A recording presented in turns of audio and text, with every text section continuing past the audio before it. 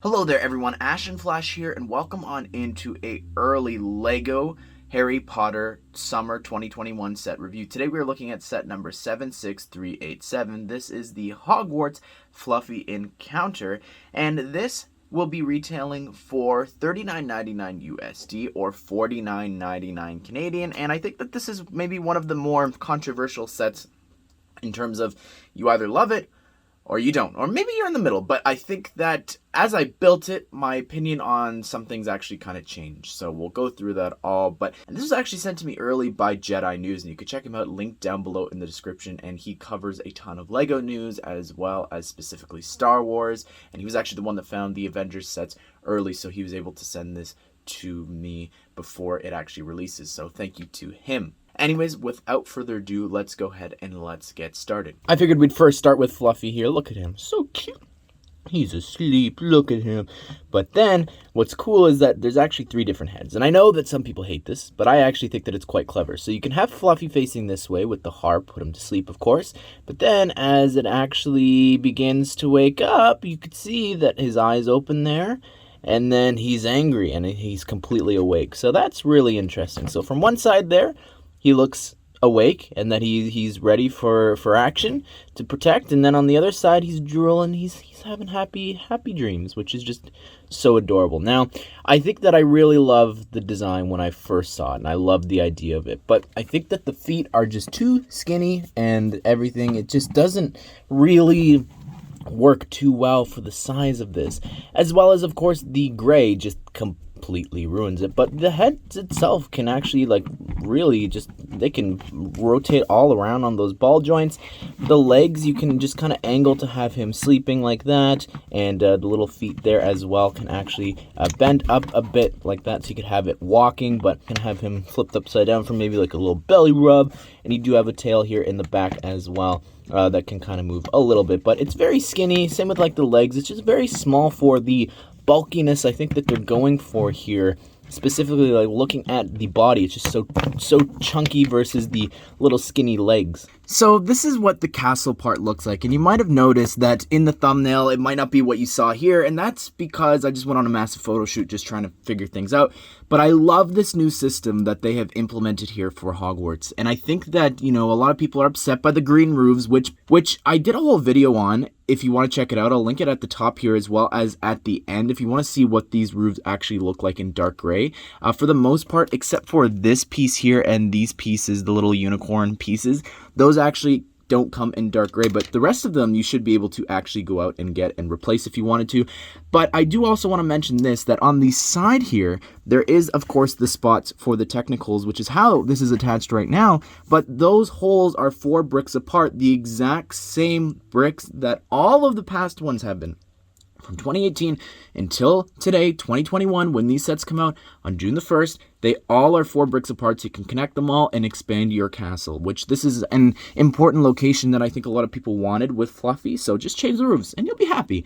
But this new system, though, that they've implemented is amazing. It's like this modular system, and I think that it's so neat. So you could take, like, almost everything apart here, all into these different little sections. You can even pop off this roof here. I don't want to break it like I did, and you can remove them all just like that. So if you want to, you could take this roof here, you could put it over here on this side of the castle, or this little build. You could take the tower part, put it on the other side, flip it there, put that up there, of course, and you've reversed it. But it's neat that you have the ability to do that. I think that really allows you to make your Hogwarts the way that you want it to be. But taking a look here, you could see that they've got a lot of details. I like the medium nougat bricks there, and everything's being scattered across this, as well as you've got some stickers here for some details on the wall.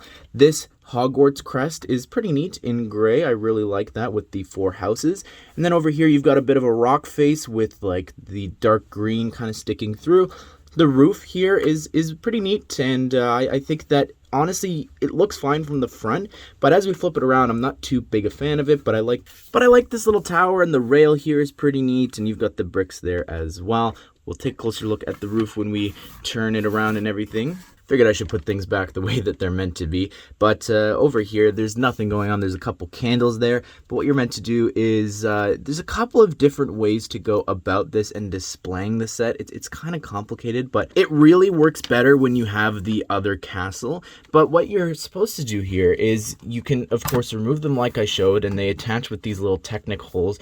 But you actually are meant to take this part here, and you actually attach it into this spot. So you've got the 3rd floor corridor here. So you take the harp and you attach it onto that 2x2 spot there.